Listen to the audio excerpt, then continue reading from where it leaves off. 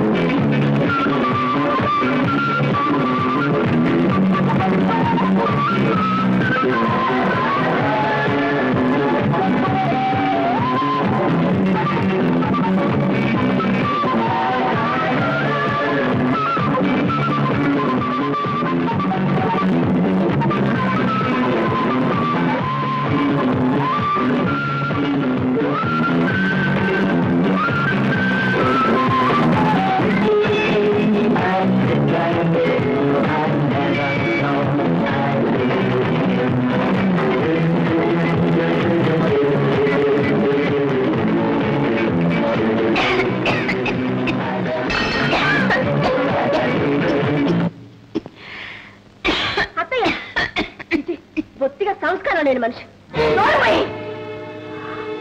ఆ సంస్కారం నీలో ఉంటే నలుగురు ముందు నువ్వు నాతో ఇలా మాట్లాడు. ఆ సంస్కారం మాలో ఉండబట్టే అడుగో ఆ 2 కాళ్ళ పశువుని కన్న పాపానికి నీ ఆటలు పాటలు కూడా చూస్తూ సహించి ఊరుకుంటున్నా. చెప్పరా, నువ్వు చిన్నప్పటి నుంచి నేర్చుకున్న చదువు సంస్కారం ఏ మాత్రం ఆయన నీలో మిగిలింటే పవిత్రమైన దేవాలయం లాంటి ఇంటిని ఇలా చేసేవాడివా? అత్తయ్య, అందరి ముందు అవమానిస్తారా? అవమానానికి నీకు అర్థం తెలుసుంటే ఈ రోజు నువ్వు ఇలా ప్రవర్తించేదానివి కాదు. పాసు, నేను ఇక ఇంట్లో ఒక క్షణం కూడా ఉండను. వస్తే నాతోరా, లేకపోతే ఇక్కడే ఉండు.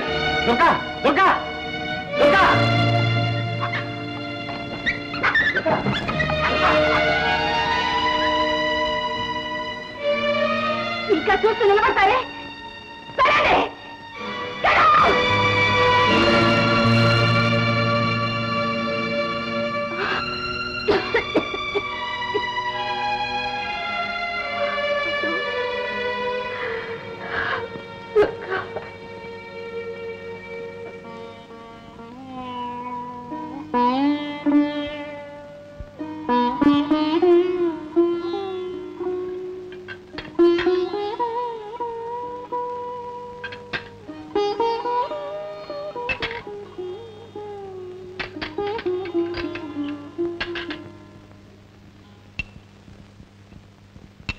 జరిగిన దానికి నేను చాలా విచారిస్తున్నాను మామగారు.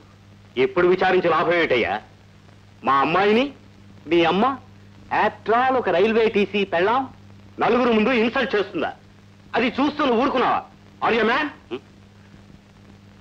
Yes sir. సర్లే, ఫోన్ చేయి. Yes sir.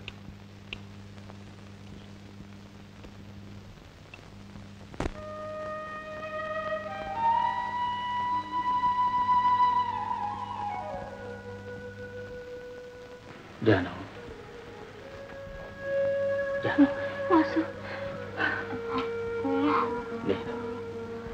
అయినా ఇంకా ఎంతసేపు వాళ్ళ కోసం ఎదురు చూస్తాను. వాళ్ళ ఇంటికి వెళ్ళుంటారు. వాళ్ళ ఆకలితో వస్తారేమోనండి.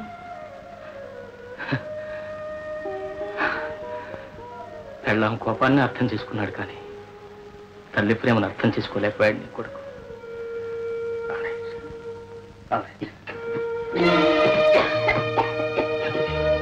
మళ్ళీ ఎప్పటికీ దగ్గు?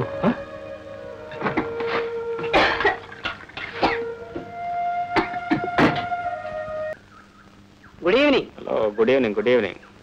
ఏమిటో రాఘవరావు, మీ కోడలు డాన్సులు కూడా చేస్తుందే? నాకు తెలియదే. Very good. అయినా ఒక విషయం చెప్పదలుచుకున్నాను.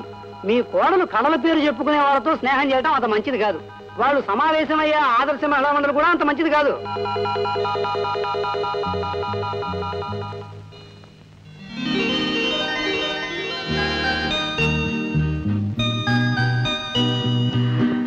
ఈ ఫోటోలు చూస్తుంటే ఆనందంతో నాకు మాటలు రావడం లేదండి.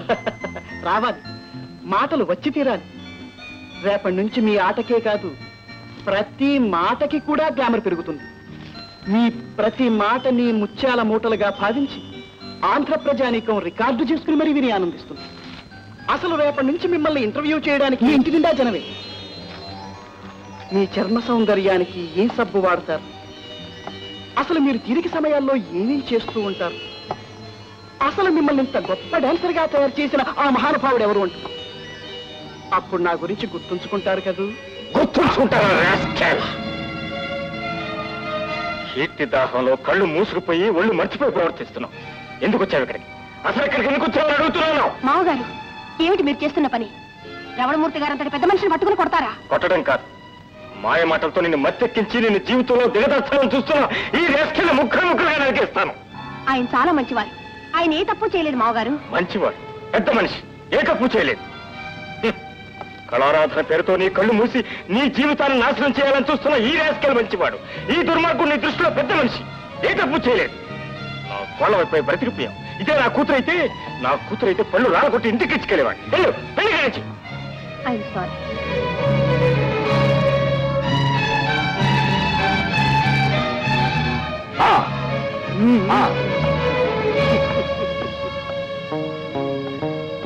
ఒరే రమణమూర్తి, ఏమిట్రా నీ ప్లాన్ అంతా తలకిందులైంది? తల్లకిందులైంది నా ప్లాను కాదురా.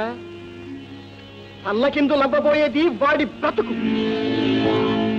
వాడు రేపు నైట్ డ్యూటీ ట్రైన్లో విశాఖపట్నం నుంచి వచ్చేటప్పుడు వాడి కంపార్ట్మెంట్ లోకి నా మనుషులు 10 మంది ఎక్కుతారు.